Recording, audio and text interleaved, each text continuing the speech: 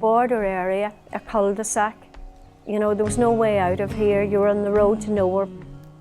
If you look at the map of Monaghan, we're the little bit of Monaghan that juts up into Northern Ireland, and we are completely isolated. You're probably saying, well, if we were going to Newtown, we'd like to be going somewhere far away where we'd see something we haven't seen before. But I can guarantee you that by the end of the day, you'll have heard a lot about this border area that you didn't know before. Today we have a group of young people. Now thankfully they don't remember the conflict. We talked to them about the impact. What was it like? What was everyday life like when you lived along the border? And that's brilliant because I grew up the youngest of 12 children along the Tyrone-Monaghan border. It was a desolate landscape. There was no services. I grew up in a farmhouse where there was no electricity or running water. Right up to the 80s. There was another family just lived on the other side of where the road was cratered. They would have had children the same age as me, but I never knew them. They got on a bus and went to Monaghan to school, and I got on a bus and I went 16 miles to Omagh.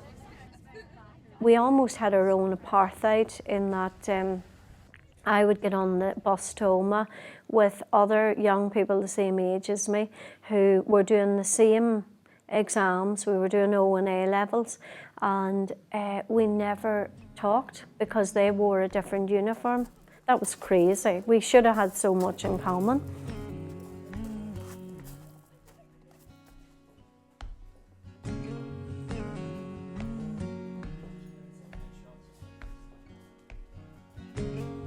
On the 31st of December 1956, there was a raid on Brookbar Police Station, which is about 12-15 miles in that direction there behind us, so it is.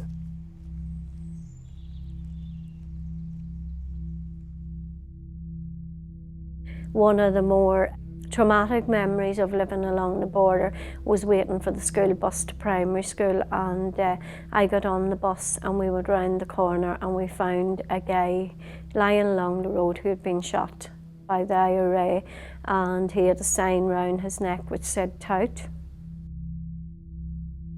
I've read up since that was a 17-year-old guy from West Belfast. I've often thought about him, I've often prayed for him. I saw that firsthand.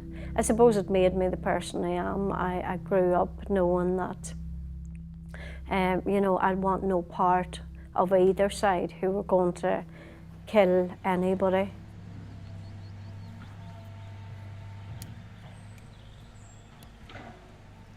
This area would have a reputation as being a fairly strong Republican, nationalist type of area. And I suppose that it portrayed a certain image, a certain hard type of image. We completely turned the image of the area around that the people in this area weren't ogres, and that they weren't the type of people that were being portrayed in the media.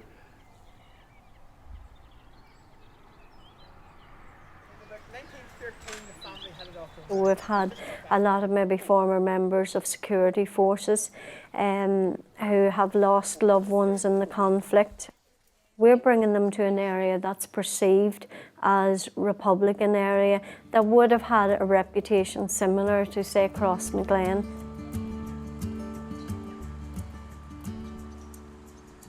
%50 of the shops and houses in Clonus were all Protestants. Decent people. They weren't the housing for modesty. They were all shops and living up above it. But you want to see the way they kept their shops. We'd be going in the morning, there'd be out of white aprons, and there'd be coats, white coats on them, and they'd be sweeping the dust off the front, and there'd be dust in the windows. I remember my mother telling me a few years ago, when she came to Clonus Force after we were married, they lived up the street here, and she said on a Saturday night you could not get up or down from Anna Street with the people, going to the pubs, going to the cinema, the Luxor cinema up the street. And that. It'd take an hour to walk up that street or down it. We went down the right-hand side of Amana Street. That was the Catholic side. Now you laugh at this. This was no one then. And the left-hand side was the Protestant side. Now, there was great harmony in Clonus.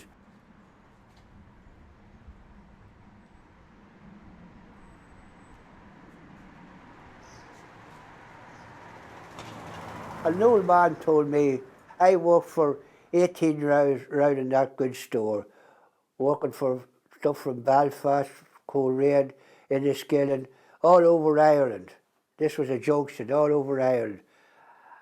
And he told me that he retired from the railway, when he used to walk around that road and look up at the office and places where he worked, that he used to cry. Now I could nearly do the same.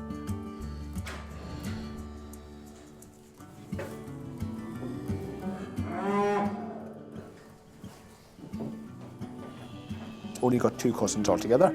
The 2 cousins are girls, and I can remember wearing wee red coats that they brought up to us with bright red coats with wee black collars on them, and so we didn't know any difference. They were new coats to us. My mother didn't share much emotional love. There was no time for cuddling or anything like that. Get the work done, get sticks for the fire, get potatoes set, get blackberries pulled. It's all about survival. That whole ethos is still there. Tea bag would do me a whole day if I was on my own.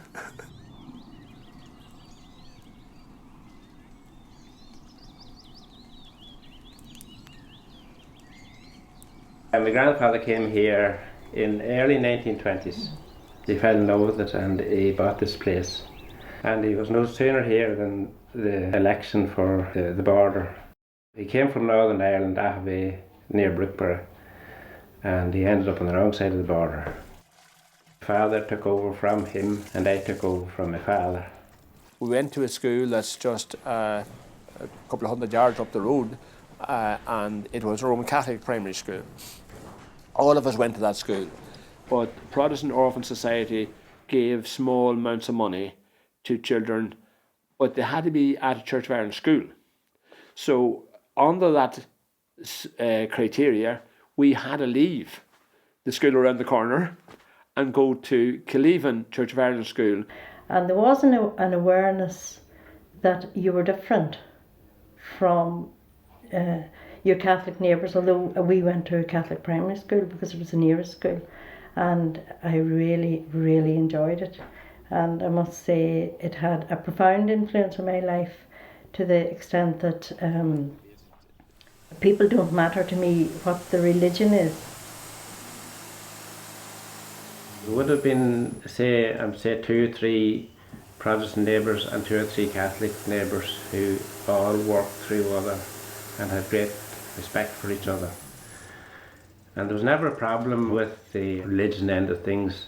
My mother would have cooked fish if they were here on Friday. In any time of troubles, especially if it was something to do with sectarianism, they could speak openly about it and honestly about it. And today, they're still the same. My mother's cousin had a shop in Clones, and the messenger boy, he came out here on a regular basis for eggs, and Mum would take him in and give him tea and treat him like her own child because she knew what it was to be in want. Troubles were starting, and occasionally we could hear shooting. And one day we discovered and we heard the wee boy, the messenger boy who came out here, was shot off a bridge where he was out with some of his colleagues trying to shoot. That time it'd be specials maybe, but that they got him before he got them. You know, to me it was unreal that this nice young man, older than me, who came here, had tea at the kitchen table, that he was out and involved in this whole troubles. It was my first revelation that these people who were involved in the troubles, and whether they were North or South, Unionists or Nationalists or whatever hat they were wearing, that they were normal people by day, that were mingling and mixing and being part of society, and by night. So it gave you a whole fear and suspicion then of everybody.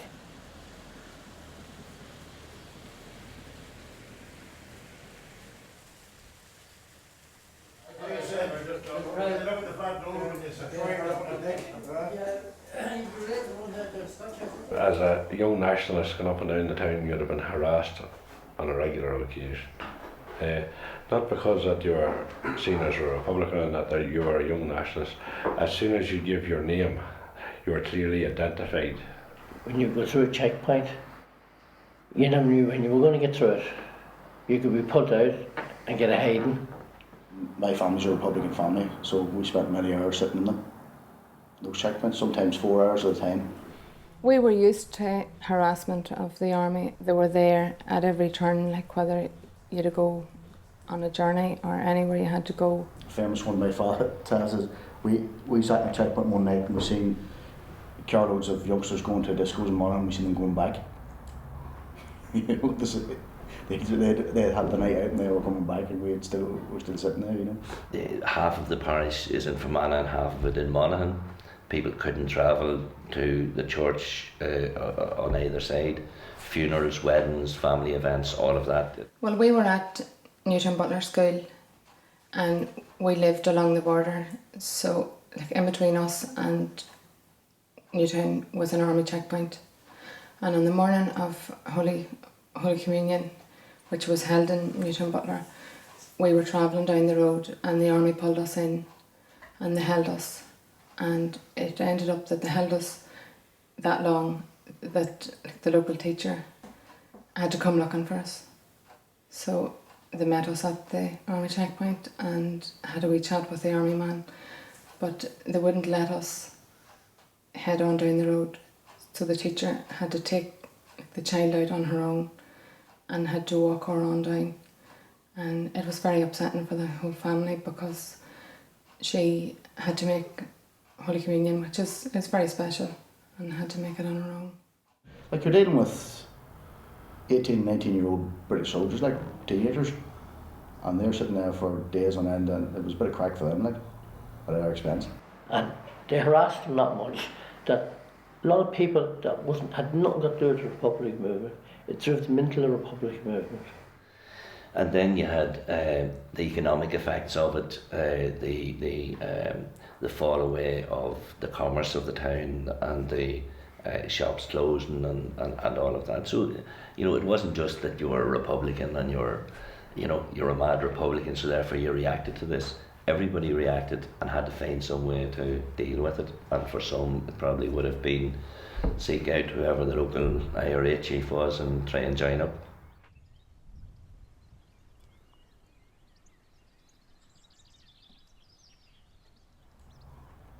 Darragh bought crossing it was opened over 100 times over the period of the campaign, but they came one time, the army, and they dug this massive crater.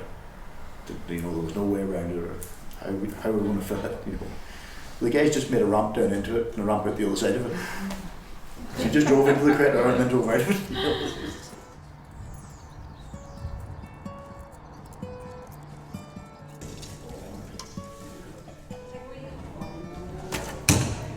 Pulling back, breathe in, halfway out. Oh, very good.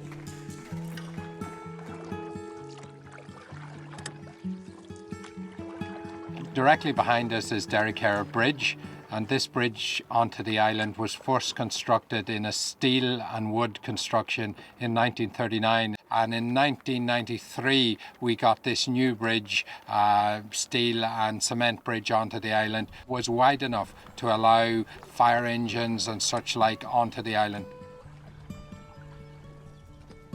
A small thatched cottage that we were born into, and the horse's collar upstairs, and the onions, I remember being brought in, and the smell of onions being left to dry hung over the wire up in the loft.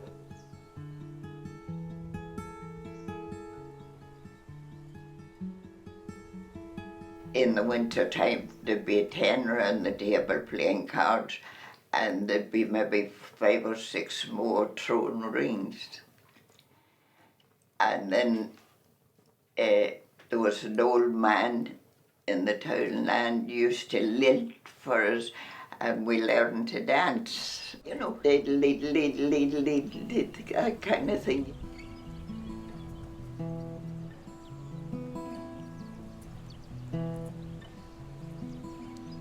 That effectively cut off the island. You know, people didn't want to come onto the island. As we went to school, we had to walk out and wait for the bus at that checkpoint. And of course, the soldiers, being soldiers at that time, used to try and hammer us any opportunity they got and take a bag and throw it in the canal and do all this sort of things to you. And it never sort of endeared you to British Army troops. You had different Protestant people that would have owned the businesses around. So people like that you understood were Protestant, A lot you understood were also Protestants that were on the UDR, and the hassles that you got from the UDR and so forth. People that you would have known during the day would have been blacked up at night, and they would have known you fine, and they'd come up to the car or whatever and go, what's your name, where are you going, and all of that. So I suppose that was also a great learning curve there, that there was these people who, you know, were your neighbours during the day, and who acted the real maggot then at night and in front of their friends, I suppose it was. And that certainly started colouring your whole view of Protestantism.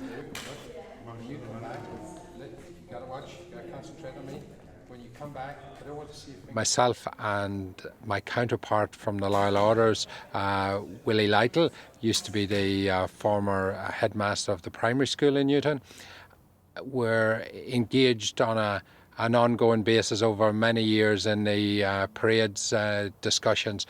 And I came to the realisation that we didn't have enough trust between the two sides, because we only met once or twice every year. And so we looked about, and I spoke to Willie, and we looked about some way of building trust, not directly in relation to the parades issue, but just on a cross-community basis.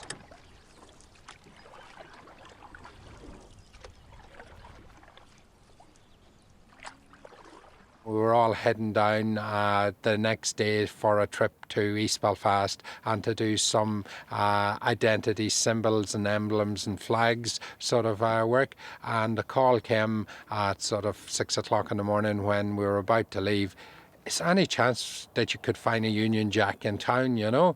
And I was going, wow, what makes you think that the Sinn Féin councillor carries around a Union Jack? So I thought about it for a moment, and one of the local shops that would open early, the man John Ingram there, I thought maybe John would have a Union Jack. So I tippled up early in the morning along the sidewalk to the shop and went in and says to John, an unusual request from the local Sinn Féin councillor, but by any chance, do you have a Union Jack I could borrow? So John, very obligingly, as always, says, yes, Tom, he says, I think I can lay my hands on one of those for you. And so John got me his Union Jack, which I neatly rolled up and tucked under my oxter and headed down the town to the bus. So that's how the Sinn Féin councillor came to be carrying the Union Jack down through the main street in Newtownbutler.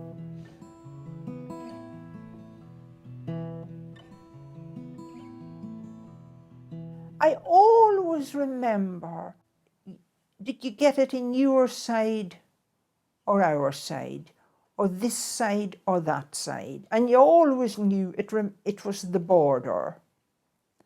Will you get across with it? Were you lucky this time? You might not be lucky next time.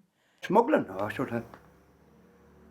More man that Uncle 26 dozen chased 26 dozen of eggs, put it in the back of it, years basically. They would basically think, oh my God, you could hardly fit or laid it. How we done it, I do not know. Took it away down to our sleigh. Were there water rats about? Were there many water rats about? Oh, I saw there were loads of them last week, and they had special lights, very strong flash lamps. People on the border made significant amounts of money in bad times through smuggling.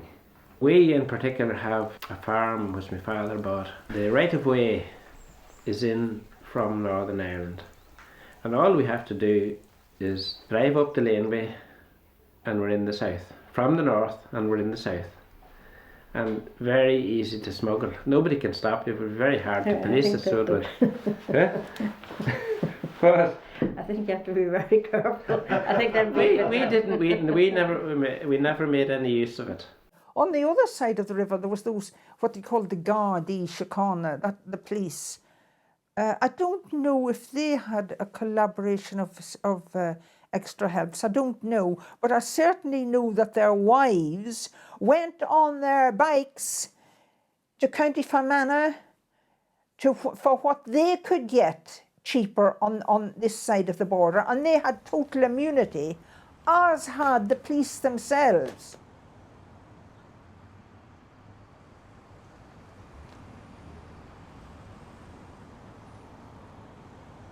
one woman give me an order for the 1,000.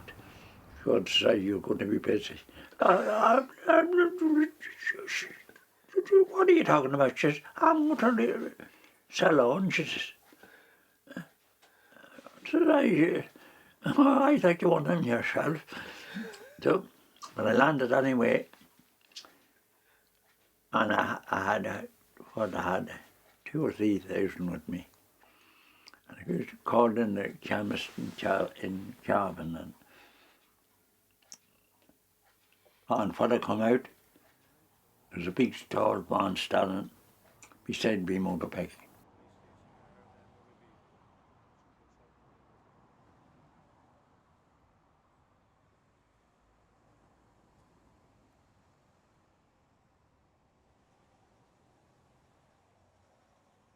Johnny says, "You only shouting this morning." I'm well aware of it. I said, I also haven't looked, he got out of it.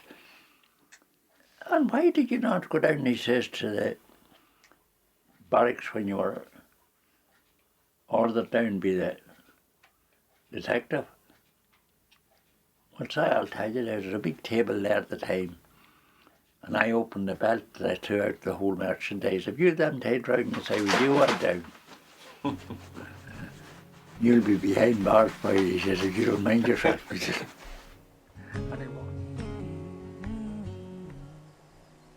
Well, here we're in the village of Rockcurry, which is West Monaghan, maybe 9-10 miles from the nearest border crossing. A nice village, a design village, built in the 1840s, early 1840s, just before the famine. It was close to, but not at the heart of, the linen industry in Monaghan in the 19th century. It had one time a brewery, later had a shirt factory. Nowadays there is no industry much in the area at all. It's one of what was described as, I suppose, like Cavan, Donegal, as one of the lost counties following the partition in 1920. And it was something that was sorely felt here in Monaghan. It had a huge impact, particularly, I suppose, for the local Protestant population who felt a sense of abandonment, because they had been amongst the strongest in terms of support for the Union, and indeed several of the Ulster Unionist Council came from this area. I suppose a sense of that sense of abandonment led in the early 1920s to the creation of what was called the Clogher Fund, which was a fund designed to attract local Protestant families from this part of Monaghan in particular, and Cavan, Leitrim, Donegal, border counties, across the border to address the demographic situation in County Fermanagh in particular, so that hundreds of families from this area literally upped sticks and moved. That had a significant impact in the subsequent history of the county, in that we didn't have the level of diversity that could have been there to enrich the county was really lost. While you had a particular situation north of the border in terms of discrimination, anti-Catholic discrimination, here it was more subtle. I think you had a latent sectarianism that we all grew up with, and we were scarcely conscious of it, but it was there in the heel of the reel. You know, the Catholics were seen to have been the winners. Protestants were part of the community, but on the margins. Part of the impact of that was that emigration generally was very, very high from the county, as it was from others. But the Protestant population was less able to sustain the rate of emigration that occurred.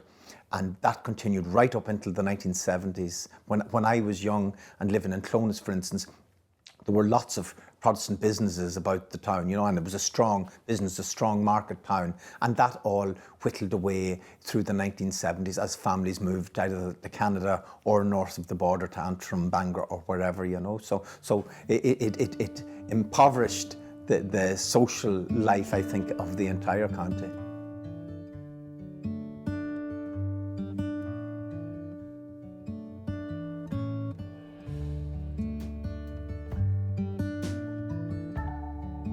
Even when I went to university, I certainly wasn't anyway a Republican at that stage. I wouldn't say, certainly not a supporter of armed struggle or anything. You know, I was coming from a very, very different perspective and would have argued trenchantly against those who would have supported that line. You know, indeed, when I went to university, one of the first things I did was maybe during the Freshers' Week was join the Labour Party. My journey really began in the other direction in 1977, and it really came from meeting friends, people I knew as a child, as a young person from across the border, who I discovered were actually Republican minded, had a totally different perspective of me. And I thought that this Republican thing was only for crazies, you know, people who were, you know, beyond the pale almost, you know. One weekend in college, myself and one of these friends who actually came from Dublin went to Belfast. It's 1977. It was a dark, dark, dreary, abysmal place to be, I can tell you. Belfast on a Sunday in 1977. I can still remember the feel, the absolute despair, but oh, it had an enormous impact on me. Because essentially what I saw, and I know that not everyone will agree with me, but what I saw was an occupation. What I saw was a community in West Belfast that was totally bereft of support, almost demoralised, isolated, and they weren't the horned kind of demons that I had thought that this community was, you know, and I really did think that, you know, I thought, you know, that they were beyond the pale, and suddenly I saw them as ordinary people, and that began a journey that ended, I suppose, in 1978, 79, when I actually joined Sinn Féin.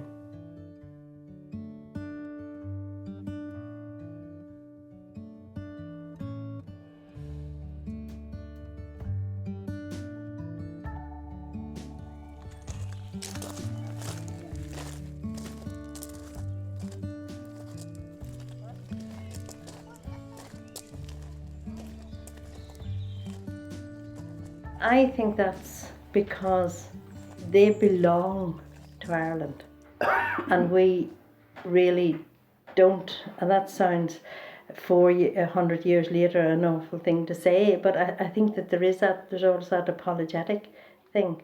I foolishly overheard a conversation about Ireland either losing or winning, I can't remember which, the night before, and my spontaneous reaction was, oh, was Ireland playing last night? And the engineer turned around and he says, Walter, would you ever go back to the north where you came out of? And I can remember being very hurt because it didn't come in the north, and I have no responsibility in my eyes for the fact that my family did. And while the fact of plantation and Protestant people and English people being brought over and given land here is, you know, it's incredible. I mean, I try to visualise what it'd be like for me now, but it's not my fault. And I suppose consequently, I've always tried to serve my community, and even served on Monaghan County Council elected representative as non-party. I suppose 90% of what I do is, it might even sound like a payback to the community for the injustices that may have been caused by my ancestors. I mean, if you were to walk into any graveyard, if you walk into, say, Adronsea or any of those graveyards, it's amazing the number of young Protestant men who are lying in those graves.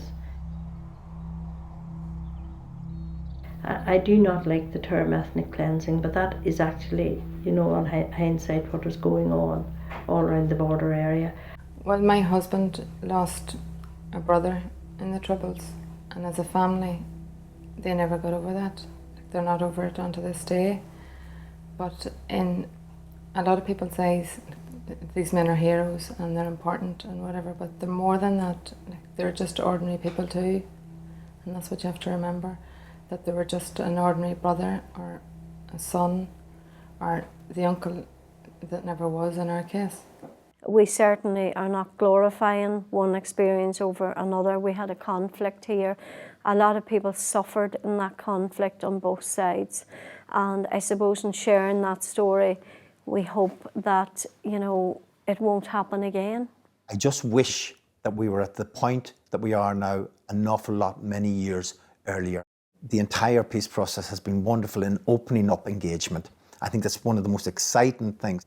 To think that we've moved this far, and I know people get frustrated at the level of movement, but we are in a hugely different space and a far, far better space that includes a recognition that you can't do anything without talking to other people and becoming engaged.